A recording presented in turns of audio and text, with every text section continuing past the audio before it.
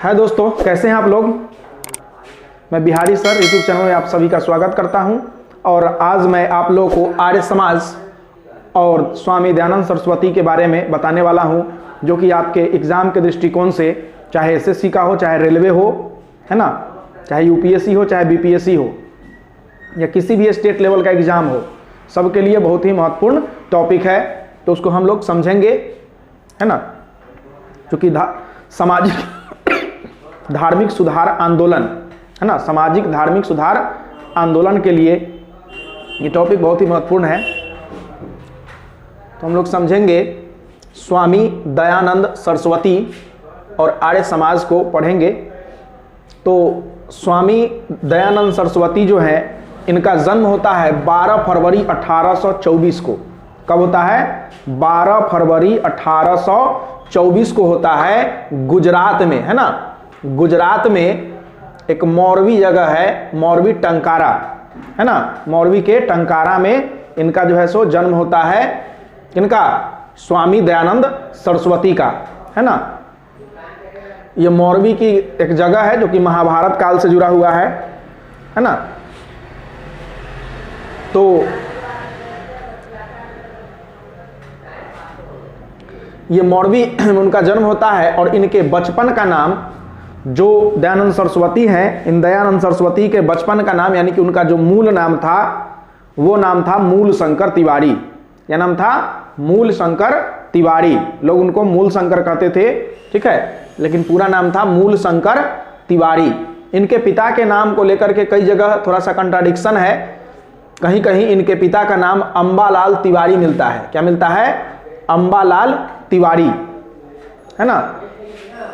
और करसन जी लाल तिवारी भी इनको कहते हैं। क्या कहते हैं? करसन जी लाल तिवारी। तो ध्यान रखिएगा, माता यशोदाबाई और अमृतबाई, यशोदाबाई और अमृतबाई, ये दो नाम से जानी जाती है। और ये एक ब्राह्मण परिवार में पैदा हुए थे। किस परिवार में पैदा हुए थे? ब्राह्मण परिवार में पैदा हुए थे। इनके पिताजी शिव के बहुत बड़े भक्त थे और ये बचपन से ही जो है तरह तरह के त्योहार में भाग लेते रहते थे, चर्चा परिचर्चा में भाग लेते रहते थे, है ना। पुराणों का भी इनके घर में अध्ययन किया जाता था। तो एक बार महाशिवरात्रि का दिन था, तो महाशिवरात्रि के दिन में, जो महाशिवरात्रि था उस दिन ये लोग व्रत रखे हुए थे अपने घर में और ये पिता के साथ सोए हुए थे शिव मंदिर में। कौन? मूल शंकर, है ना। तो मूल शंकर जब सोए हुए थे शिव के ही मंदिर में, तो शिव जी पर जो प्रसाद चढ़ाया गया था वो प्रसाद चूहा उठा उठा करके ले जा रहा था, है ना। तो मूल शंकर को लगा कि जो भगवान अपने प्रसाद की रक्षा नहीं कर सकता है वो दूसरों की रक्षा क्या करेगा। और इसी बात से लेकर के वो जो है मूर्ति पूजा के खिलाफ हो गए, है ना। और उन्होंने वहीं से जो है उनके पिता के साथ विरोध शुरू हुआ और वो 21 वर्ष की अवस्था में घर को छोड़ दिए। 21 वर्ष की उम्र में जो मूल शंकर है वो अपने घर को छोड़ दिया और मूल शंकर से दयानंद बनने की ओर बढ़ गया। तो जब वो घर छोड़े तो उनकी मुलाकात मथुरा में होती है एक दंडी स्वामी संपूर्णानंद से। दंडी स्वामी संपूर्णानंद से। दंडी स्वामी मतलब ये दंड धारण करते थे। संपूर्णानंद जो थे दंड धारण करते थे, डंडा लाठी वाला, है ना। तो वो धारण करते थे। इन्होंने मूल शंकर का नाम परिवर्तन करके स्वामी दयानंद सरस्वती कर दिया। मूल शंकर का नाम परिवर्तन करके क्या कर दिया? स्वामी दयानंद सरस्वती कर दिया। दयानंद सरस्वती उनको कहने लगे, है ना। उसके बाद इनका जो है थोड़ा सा और जिज्ञासा जगा ज्ञान के लिए। तो ये जो है दूसरे गुरु के यहाँ गए जिनके यहाँ इन्होंने वेद की शिक्षा प्राप्त की, है ना, ग्रंथों की शिक्षा प्राप्त की, चारों वेदों का अध्ययन किया, है ना, सामाजिकता की शिक्षा प्राप्त की। तो वो थे स्वामी बिरजानंद। कौन थे? स्वामी बिरजानंद। और स्वामी बिरजानंद जो थे नेत्रहीन थे। कैसे थे? नेत्रहीन थे, इनके पास आंख नहीं था, ठीक है। और स्वामी बिरजानंद ने इन्हें जो है वेदों के शिक्षा से पूर्ण कराया और उन्होंने बताया कि वेद ही सर्वोपरि है, वेद ही सत्य है ना, और हर पाखंड से दूर है। क्योंकि हिंदू धर्म में या कई एक धर्म में बहुत सारी कुरीतियां पैदा हो गई थी, पाखंड पैदा हो गए थे, बनाया गया ढोंग पैदा हो गया था। तो उन सब के खिलाफ स्वामी बिरजानंद भी थे और दयानंद सरस्वती भी थे। तो दोनों गुरु चेला का जो है सो टावर मिल गया, नहीं कनेक्शन मिल गया, दोनों लोग जो ढूंढ रहे थे वो मिल गया।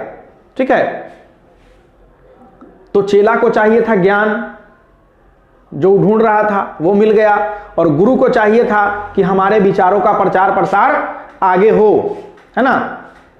तो गुरु को भी अपना चेला मिल गया जो कि मेरे विचारों को आगे समाज में फैलाए। तो बिरजानंद स्वामी ने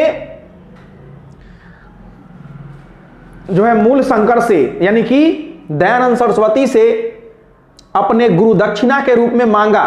क्या मांगा कि देखो मैं तुमसे गुरु दक्षिणा के रूप में एक ही चीज मांगता हूं कि तुमको मैंने जो ज्ञान दिया है उस ज्ञान को तुम संपूर्ण भारत में फैलाओ, है ना, कि वेदों में सच्चाई है, बाकी पुराणों में जो है ढोंग है, कुरीतियां हैं, लेकिन जो ओरिजिनल सच्चाई है वो कहां है, वेद में है।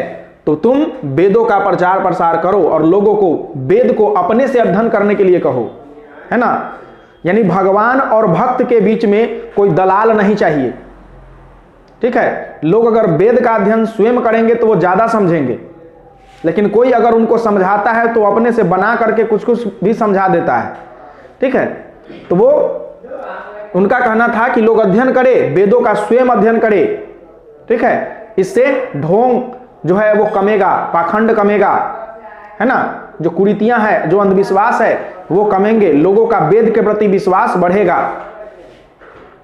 तो उन्होंने नारा दिया कि वेदों की ओर लौटो। क्या दिया, वेदों की ओर लौटो। पूछता है कि वेदों की ओर लौटो का नारा किसने दिया था, तो स्वामी दयानंद सरस्वती ने दिया था। कहां दिया था, तो आर्य समाज में, है ना। और इन्होंने भारत का, अंग्रेज के भी एक कट्टर विरोधी थे। ठीक है, इन्होंने कहा कि भारत भारतीयों के लिए है, यहां अंग्रेज क्या कर रहा है ना, अंग्रेज का यहां कोई काम नहीं है, तुम्हारा यहां कुछ नहीं है, जाओ। तो अंग्रेज भी इनसे जो है बहुत ज्यादा द्वेष रखते थे।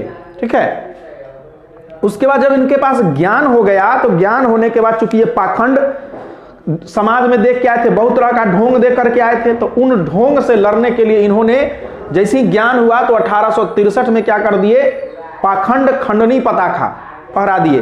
पाखंड खंडनी, खंडन का, पाखंड का मतलब होता है बुराई, और खंडनी का मतलब उसको खंडन कर देना, समाप्त कर देना, है ना।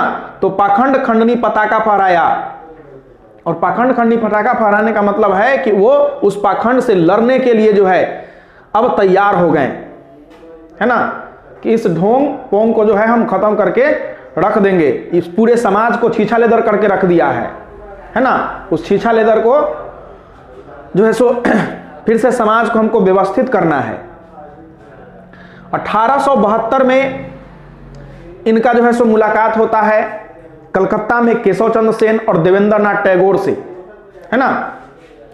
तो केशव चंद्र सेन से इनकी जब मुलाकात होती है तो ये ब्रह्म समाज को लेकर के बात चलती है, लेकिन ब्रह्म समाज में कुछ ऐसी चीजें थी कि उस समय तक ब्रह्म समाज जो है ईसाइयत से प्रभावित हो गया था, है ना।